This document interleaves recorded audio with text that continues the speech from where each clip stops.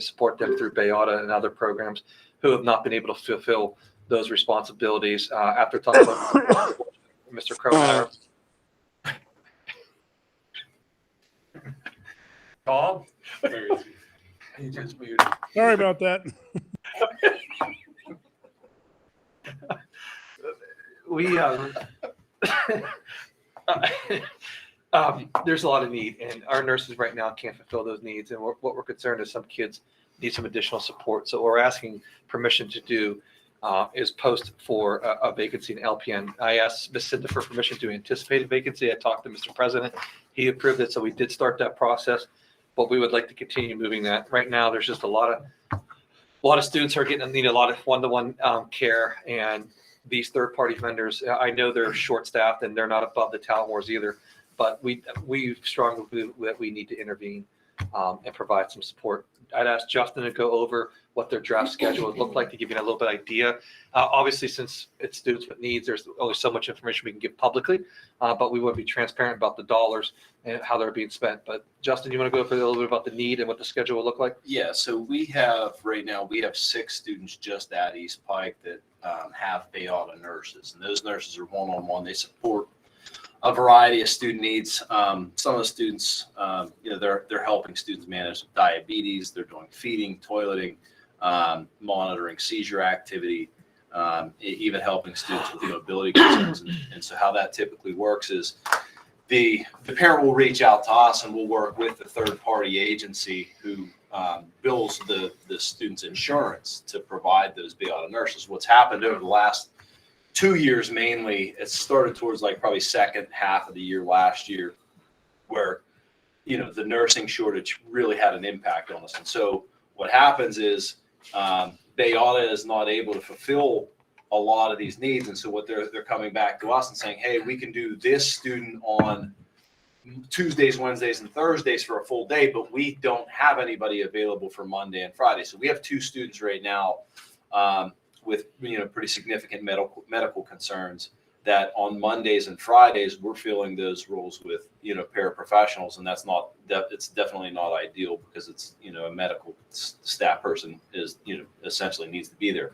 So we have our nurse that's supporting, and our nurse is just becoming so overwhelmed with the amount of students that need this level of care.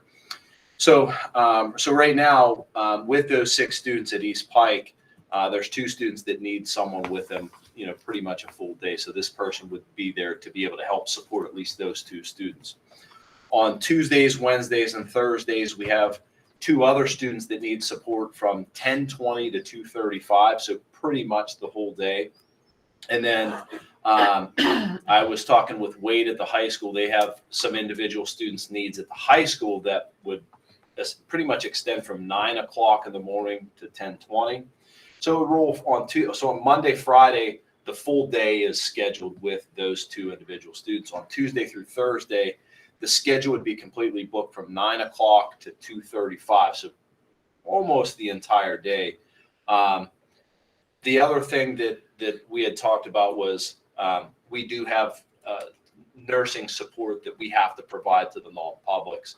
And what my thought was is, if they have time available in that morning time until 9 o'clock or, that 2:35 to the end of the day, those would be perfect times to be able to help support that. So that way our nurse at Ben Franklin does not have to do that and can stay there, at that building. The other issue that's been coming up a lot recently is, when one of these, so even when there is a Bayauta nurse that's available for a student, if that nurse takes a day off, or if there's, if they're out for an extended period of time due to COVID, that sort of thing, Bayauta is very rarely able to get any subs for these folks. So it creates it's a massive need. And what we end up doing is we end up pulling a paraprofessional to help support, a student with intense medical needs. And then when they're pulled from somewhere else. And it's very far from ideal. So that's kind of where we're at. And as you saw at the last meeting, we're pretty financially responsible with the dollars that the taxpayers endowed you, and you deserve a lot of credit for that. This is something we wouldn't take lightly if we didn't think it was necessary. But right now we have a new nurse here by herself with kids not getting services that are being unmet because of these third-party vendors. So we're asking for the committee's consideration to step in. Justin then went through the schedule to assure you that she'll be a full day, right? Because last thing we want to do is ask you for a $75,000 position when you take benefits and pay and think it's not going to be fully utilized. But we wouldn't ask you if we didn't think it was necessary or serious. But that's where we are. We are seeing the one thing put on the board's radar. We are seeing an increase in number of students requiring these type of services more than what we have in the past. So this is something I'd like you to consider. Now, to further complicate the matter, tonight you're acting on a resignation, I believe, regarding another LPN who's moving on. So we got some work to do with filling the Horace Mann vacancy will be our first priority. This will be our second, only because that building has 200 kids that also need someone. With Mr. President, Ms. Cinda's permission, we did post the anticipated vacancy. We do have some qualified applicants. Jared's working with them to talk through about, hey, make sure you understand what you're getting into, what the hours are, what the rates are. And we have some people who are willing to come forward with the interview, but we are asking for permission to approve this evening so we can move forward. I thought of something that I didn't think of when we talked before. If the insurance company is not able to fulfill the obligations that they have, but we can get nurses, would the insurance company be willing to help Pay the supplement cost. our, and maybe not even pay it all, but would they be willing to do that? Because we're helping, we're Yeah. making it possible Insurance for them. company? So, They Jared, are. just if I can step in, correct me if I'm wrong. Some of these parents, based upon the students' disabilities or needs, their insurance will provide for Bayauda or third party nurse company. What Jared and Justin are working on are saying, okay, look, if you can't do that and we have to take that role, can their insurance cover that cost? I think Ms. Cinda has a good Yeah. question. I don't know the answer to that. We're looking into it. I know we can also probably charge access as well. So we're looking at it well. So we can offset some costs. That'll offset. Yeah, I don't know how much, but that's something we're really looking into. So I don't want to say yes or no about the shorts, but it is on our radar. We are looking into it. So this is a new position, It would be. but if the numbers drop back down, then through attrition or whatever, we could Yep. not hire a person in the future, right? Yep. Is that- I would say this. Yes, you're absolutely right. I can't look you in the eye and tell you that's going to get easier with some of the Right. medical needs, but yes, we could Yeah, I hypothetically. Yeah. understand. Yep. That's why I said if the numbers. Yep. Yes, sir. Yes, sir. Any other questions with that? Okay. Tonight, Ms. Cinda, we're going to ask the committee in an executive session to pick a candidate for school psych. You previously picked one, that individual. I think we have a hand up. I thought somebody made a noise before. Oh, thanks, Mr. Cronin. Mr. Harley? You answered my question. Okay. The next one we are going to do is we're going to bring forward some candidates for the board's consideration in executive session. As you know, you previously hired a school psychologist. He took a position elsewhere, so now we're bringing two more candidates to bring forward to the board's consideration as well. Next on the list, if that's okay, Ms. We Cinda? can talk about it. I'd be Yeah. curious of why they went somewhere else. And we can explain all that. Yes, sir. Next on the list, this is something we already talked to the board about. We're now just memorializing the job description. Jared brought this concern to the board. We had a conversation. You supported then. Now this is just a finalized job description we're asking you for. Jared, anything you want to add to that? No, if it is approved tonight, we will meet with currently the 3 housekeepers we have, discuss their options with them. Again, this is really giving us some flexibility to have a little bit of variance in how many housekeepers versus how many custodians we have, while allowing the housekeeper position to have kind of a larger job description and do more things and not be so restrictive. So Are we gonna be okay with the requirement that they be able to lift 100 pounds with our current housekeepers? yeah, I think, That I mean, was- even at 100 pounds, that is infrequent, and that they are told if that is something that they can't do to get help and team lift something, or there are ways to properly do that. So even our strongest Okay, guys so- shouldn't be Right, frequently I lifting. I saw that and thought for housekeeper? Yeah. So, okay. Yep. All Yeah, right, the big difference after, if this is approved, will be mainly the housekeepers won't do some of the light maintenance items. Meaning, when I say maintenance, changing light bulbs, fixing light fixtures, meaning changing out ballasts, could be doing some light electrical work on outlets, fixing flush valves on toilets, those type of things would be kind of the big differences between a housekeeper and a custodian. Next on the list, we're asking for the board's permission to write for 2 grants. One will be directly from the district, and that's the Patan grant. It's a comprehensive support for the junior high. As you know, this board has asked us repeatedly to see what we're going to do to scale things up to junior high and senior high. And this grant, what it'll do is bring in some comprehensive supports in the area of literacy and mathematics to help them really develop an MTSS model with some ongoing coaching for both the administration as well as the teachers, some modeling of lessons, and the use of some additional evidence-based programming in the district. The one thing we really want to get close to looking at, and I don't want to speak for Rob or Justin, but we really want to look at their schedule, what the schedule looks like, how we can improve that schedule. That's something that Donnie and I and the whole administrative team has been looking at, how we can refine that schedule to make sure we make the most use of our time with flex, with wind period, et cetera. It's going to provide some additional help in that area. It also come with about $50,000 over a 2-year period to help get us some evidence, some materials and resources if we need it. What more importantly, what I like is the Patan team will come in. And the way Patan is, so you probably already knows, but PD is in charge. Then they have 3 Patans, Philly side, Harrisburg, and then Pittsburgh. And they kind of work with and oversee a lot of the IUs and handling technical support, professional development, training. A lot of their support is free. We take a lot of advantage of that. And this is another example of a grant that's available. And they bring a SWAT team in and come and analyze the junior high through, I call it CHOW, curriculum instruction, assessment, and operations, how we can be more efficient, more effective, what our holes are, and how we can fill in some of those deficits. We, the 3 of us, and Donnie and Mike, are self-identifying mathematics and literacy as an area of concern. As you look statewide, countrywide, mathematics and literacy scores continue to drop. We're holding the line in literacy. Math is a concern in a lot of different areas for me. This is us trying to tackle that problem and trying to get help. So we are asking for that support to write that grant. It is a quick turnaround. It's due September 23rd. And we're just trying to plan that out and make sure we have permission to move forward. When did math start? When do you think, in your experience, math problems really start? I mean, is it like reading, or is it, and what do you think is the biggest problem? Because I'm sure there's a comprehension problem. Yeah, I think reading comprehension is a big part of it. Literacy is a big problem. If kids can't read, they have trouble reading some of the word problems. 2, I think Tim Runge said it best the last time he was here. There's 35 years behind the science of reading. Now all of a sudden the buzzword is science of math, and there's not as much as research done behind that. That's 1. 2, I think another thing that we see problems with, these skills are done in isolation, and they're hit really hard in homework, and then you may never use that skill again till 2 weeks, 3 weeks, 4 weeks down the road, and kids forget that. So you have a retention issue of the material. We met with Dr. Paul Riccomini from Penn State for a brief learning session. He gave us some different strategies that we can use to really, try to take care of that retention problem. But those are 2 things that I see standing out. But is there a grade?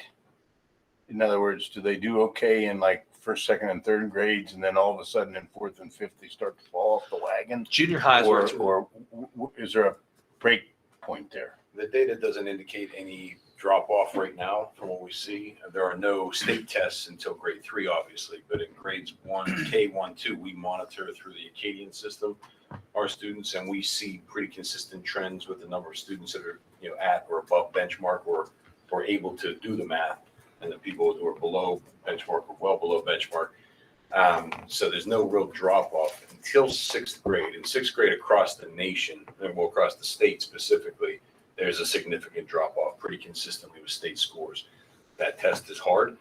We also see a lot of students fail the 8th grade PSSA. We actually have some students who passed the 9th grade or passed the Algebra 1 Keystone in 8th grade, which means they can do high school level math in 8th grade, but they fail the 8th grade PSSA. So Do you need any understanding for why?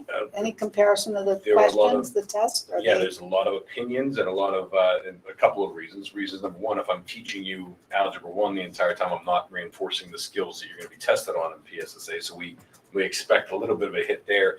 The other thing is, according to some math, including Dr. Riccomini, the 8th grade test is hard. It's really difficult and specific material that if you don't practice, you're not going to pass a lot of times. So some of our smartest kids don't pass that test just for a variety of reasons. But And a lot of what we're saying is pretty consistent with the statewide averages. If you look at like PSSA in 3rd grade and just follow the statewide average, there's a huge loss in 8th grade. It's like down in the 30s where it's, and you're looking at the state average in 3rd grade is in the mid to high 60s. So we are kind of keeping up with that statewide average, like where it's low, we're low, where it's high, we're high. It's just kind of follows the path. I also think we have to have pretty serious conversations about grading practices, right? Are we grading for behavior or are we grading for skill, right? So we will have a conversation about that. I think we also have to look at our curriculum, see if it's an alignment issue. I think I know great teaching. I just can't tell you I know great algebra teaching.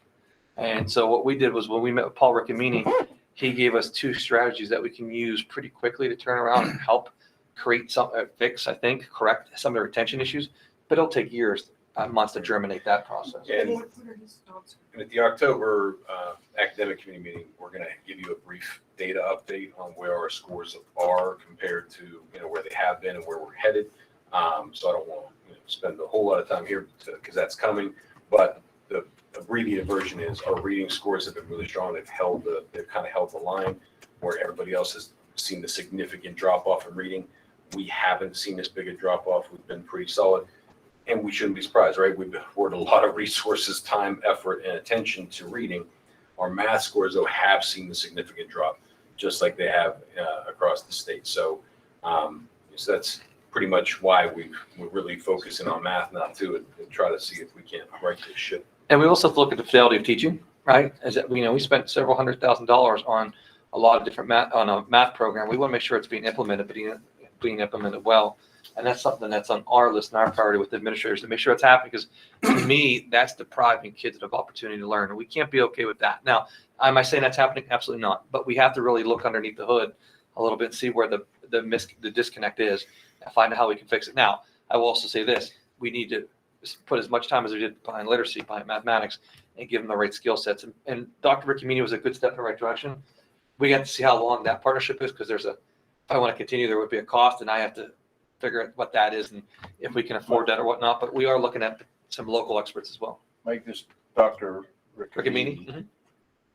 Riccomini, were any of his strategies involved making the math more relevant? That was part of it. And I also thought I don't want to call it chunking. That was not the right term. Interleaving. Yeah, interweaving. It was about basically I think it was about when you give them homework, instead of giving 50 problems, give them maybe 5 to 10 problems, but those problems interweave different concepts throughout every day or every week, so they're not forgetting that background information. What we found is kids are learning for the sake of completing homework, and then they're completely forgetting it or not retaining it moving forward. And those skills are building up on one another. That's the way I took it. So yeah, he pretty much said that most math curriculums teach math and so you do a single digit addition, and that they're all done in blocks. So you do a bunch of single digit addition problems. And what he's saying is this interleaving, you might do 3 single digit addition, and then you're going back in time. Then you're doing 3 subtraction or 3 multiplication. It's kind of like the example that I read was, if you're a baseball player and you're doing batting practice, and I throw you, 100 fastballs in a row, and then I throw you 100 curveballs in a row, and then I throw you 100 changeups in a row, you're really not learning how to become a good hitter. You're just learning to get good at that problem at the time. So he's essentially saying, well, if I give them, a fastball, then a curveball, then a changeup, then they're becoming a good hitter. So that was kind of like the premise behind the idea. The one thing that made me feel better is we had a math teacher from the high school be a part of that conversation, and everything that Dr. Riccomini was saying, he was echoing. So that's a good thing. I think what we have to do is maybe give some more support to the younger grades to make sure, I don't want to say correct those deficiencies, that's not fair, but to fill in those gaps and make sure we have a solid understanding of how we teach math. The reason I ask about whether there's some relevance, my son told me that he absolutely never understood what Pythagorean's theorem was all about. I mean, he could do the problem. Right. Okay, don't misunderstand. I mean, he could do the calculations. But till he got into forest mensuration, which is how you measure trees, okay, he never understood what you would actually use something like Pythagorean's theorem for. And so, question then, that's why I raised the question, does making it more relevant Yeah, I think that's a part of it. I mean, you want to transfer the skills, right? I mean, As to what you're gonna use in everyday life, how's this particular math skill gonna actually be used? And I realize that forestry is a little specialized, but still, it's, there are other areas that I'm sure that you could, Yep. those same math skills could be. And then the other question would be, you have, like in the AP English and your AP History, they kind of tie together. Are there other courses that the math could be tied together so that if the teacher knows they're working on this particular block in the math, then one of these other courses then begins to use those same basic concepts in whether it's science I have or, one. Yep. Geometry and athletics. well, Seriously. yeah, you're right. That's Absolutely. how I get it. but, The angle I yes, want. exactly. Okay. Well, another thing we talked about when we were talking to the high school teacher, I said, did we ever have this conversation where high school and elementary are talking? And they're like, no. So we can have some quick turnarounds, and some quick wins, but it's going to be a long-term battle. It's okay. It's the work. We want to get better at this. But also we create this problem, right? When you talk to kids, you never hear kids say, I'm bad at social studies, right? I hate gym. What do they always say they're bad at? Math, everyone. So it's a mindset too that we have to overcome too. It's But okay. making it relevant. And people like reinforce it. Yeah. Oh, it's okay. It's okay, I so was did bad I. at that too, you Yeah. know? I don't know about that. I think that it's poorly taught. If we're Yeah. going to teach the little ones just to do your problems and, but you don't have any sense of what he's talking about. I Yeah. mean, I never understood geometry until I went for a ski lesson. And I'm Yeah. like, I don't want to go down. Yeah. It's like, Yeah. oh, that's the degree of angle I'm looking at. Like, oh, So we do have some work to do. We're not going to solve them all, but this grant will help us, bring in the support and expertise we need. I may come back to the academic committee about partnering with Dr. Ricky Meany, but we got some work to do before I'm ready for that. But for tonight, though, I am asking permission for us to write the grant. Justin, Rob, and I, and Donnie and Mike will handle that. Jared will have a piece of the budget. We just make sure you're comfortable with us moving forward. Is that okay, Ms. Cindy? All right, the other thing we're gonna ask permission for, I talked to, I believe it's Ms. Cindy, I know I talked to Mr. President. We were, the county reached out to us about another PCCD grant being available that their office is gonna handle. I offered some of my ideas and input. I asked Mr. President if I can at least submit our name to be a part of the process so we know we can submit the things that we want to submit. Because it can go a lot of different angles, right? Depending on who's writing it and what their priorities are. And I'm asking your permission tonight to allocate some of our time from this office to help assist in that writing of the grant. One of the big things we are going to do is strengthening our intercom system and some other items that we can talk about in exec session. But I just want permission to help and assist, that we can help and assist in writing that to offset some of those costs that may come out of the capital fund, capital reserve fund budget or elsewhere. And that's just to help them write it. They will administrate it. Yeah. But Yeah. hopefully with our helping them write it, we'll be able to guide that a little Yeah. bit. And I may have to call like the county superintendent in because it would be a county grant. Again, you'd have to volunteer if you want to be part of the grant, but I may have to call some meetings where we all talk about things, get on the same page, try to move us in the right direction. But yeah, they would administer it. Yes, we would not have anything to do with that other than giving our request per se, and maybe giving some data to help support the cost. Okay. Good. The last thing we have is the employee handbook. Every year, when I first got here, we didn't have one, so we tried to create an employee handbook, and we try to keep it revised every single year. We just like to make sure it's approved, so the board's aware of the contents in it. Amy and her office usually handle a lot of that, but we just want to bring that forward tonight. It is a living document, so we can always make changes and reapprove as you see fit. But I like to at least get initially approved out here this evening.